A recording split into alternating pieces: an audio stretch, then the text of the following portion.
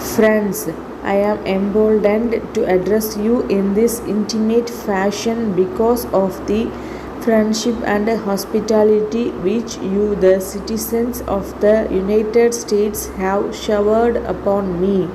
I have come to your great country on a brief visit at the gracious invitation of your president, whose humanity and whose distinguished and devoted services to the cause of peace have won for him a unique place among the statesmen of the world.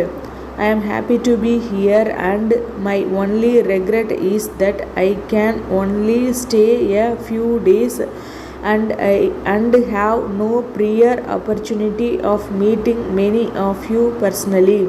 5 years ago, a professor of an American university visited me in Delhi and gave me a gift which I have treasured very greatly. That was a mold in brass of Abraham Lincoln's right hand. It is a beautiful hand, strong and firm, and yet gentle. It has been kept very ever since on my study table, and I look at it every day, and it gives me strength. This may perhaps give you some idea of your thinking and our urges in India.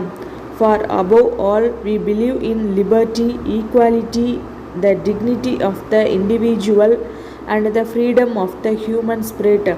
Because of this, we are firmly wedded to the democratic way of life, and in your loyalty to this cause, we will not falter.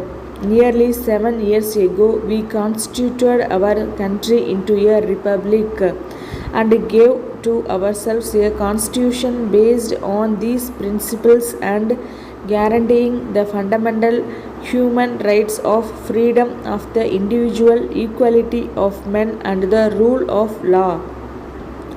5 years ago, we had general elections in our country for our central parliament as well as for our state assemblies. These elections were organized on a vast scale by an authority free of government control so as to ensure that they were free and impartial.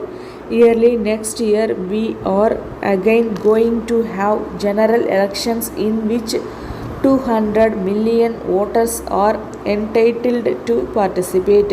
You will realize the vastness of these elections when I tell you that there will be 1,200,000 polling booths so that no voter will have to go too far to vote.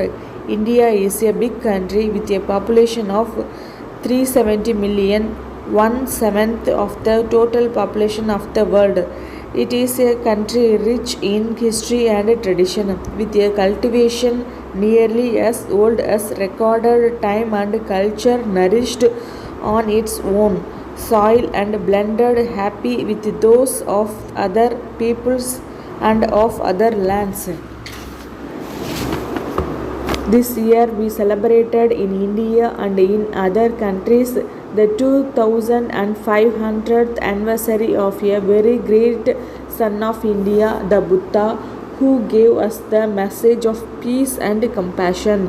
Though the centuries, India has preached and practiced toleration and understanding and has enriched human thought, art and literature, philosophy and religion. Her sons journeyed far and wide, braving the perils of land and sea, not with thoughts of consequence or domination, but as messengers of peace or engaged in the commerce of ideas as well as for her beautiful products. During these years of history, India has experienced both good and bad, but throughout her long history, she has remembered the message of peace and tolerance. In our own time, this message was proclaimed by our great leader and master Mahatma Gandhi, who led us to freedom by peaceful but effective action on a mass scale 9 years ago.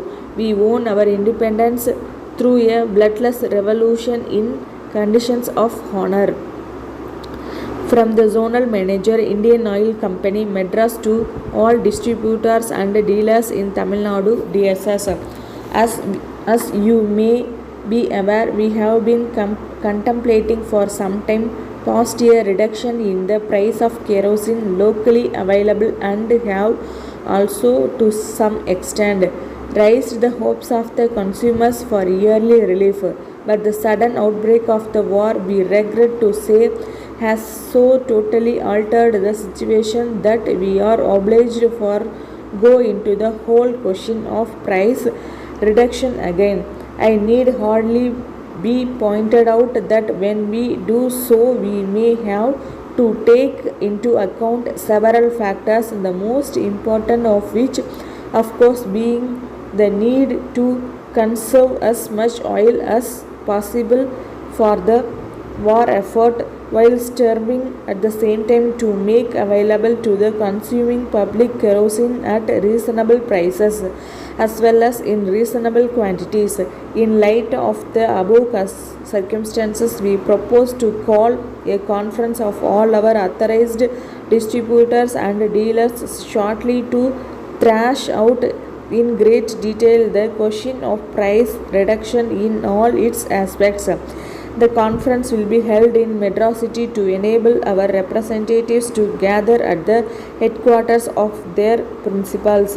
We invite you to the conference to be held on the 5th instant. The time and venue will be intimated later. We are sure that you will give your cooperation in the matter. Yours faithfully.